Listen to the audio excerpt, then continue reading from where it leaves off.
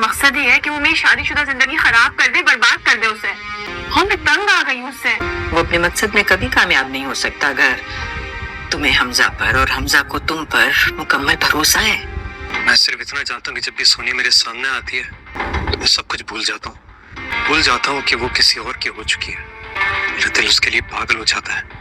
کل شام میری زندگی کی یادگار شام تھی جب سونیا نے مجھے اپنی پسند کی شاپنگ کروائی اور ہم نے بہت سا وقت ساتھ گزارا اور ڈنر کیا. تیمور اصل میں سونیا کا پیچھا کروا رہا ہے. اس نے لوگوں کو ہائر کیا ہوا ہے کہ اس کی ایکٹیویٹیز پہ نظر رکھنی ہے کہ یہ کیا کرتی ہے، کہاں آتی جاتی ہے اور کس ٹائم کس کے ساتھ ہوتی ہے. تو جب مال میں وہ اس سے ملتا ہے، ایکٹ یہ کرتا ہے کہ جیسے کہ اس نے ابھی اس کو دیکھا، حالانکہ وہ کافی دیر سے اس کے انتظار میں پہلے سے ہی موجود تھا. پھر جب وہ اس سے بات کرتا ہے، اس کے ساتھ اس طرح سے ظاہر کرتا ہے کہ جیسے اس کا بہت بیسٹ فرینڈ ہے، تو اس کی سائڈ سے جو ہے نا کوئی نہ کوئی لڑکا جو ہے وہ مووی بنا رہا ہوتا ہے. وہ اس ویڈیو کے کلپس کو بنا کر ڈیفرنٹ اینگل سے ایسا لگے گا کہ دونوں میں شدید دوستی ہے اور ملاقاتیں جاری ہیں اور یہ ایک دوسرے سے ملنے کے بے حد شوقین اور پکے فرینڈز ہیں.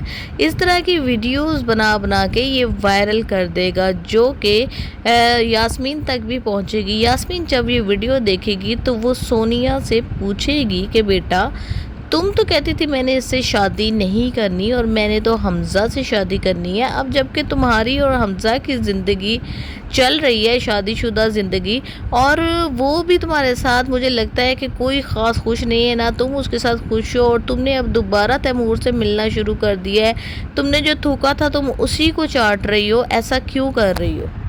تو جی سونیا کہے گی کہ میں اپنے شوہر حمزہ کے ساتھ بالکل خوش ہوں، مجھے کسی اور کی ضرورت نہیں ہے. خاص طور پہ تیمور جیسا گھٹیا انسان وہ میرے پیچھے پڑ چکا ہے اور مجھے بہت زیادہ تنگ کر رہا ہے. بار بار میرے سے ملنے آ جاتا ہے، کبھی گفٹس لے آتا ہے، کبھی کچھ کرتا ہے، جس سے کہ میرے اور حمزہ کے درمیان تعلقات خراب ہو رہے ہیں. جب اس کی ماں یاسمین جاتی ہے تیمور کے پاس اور پوچھتی ہے کہ تم آخر ایسا کیوں کر رہے ہو، تمہیں بہت اچھے طریقے سے پتہ ہے کہ پہلے تم دونوں کی شادی ہونے والی تھی لیکن اب ایسا کچھ بھی نہیں ہے، تو اس بات کو بھول جاؤ.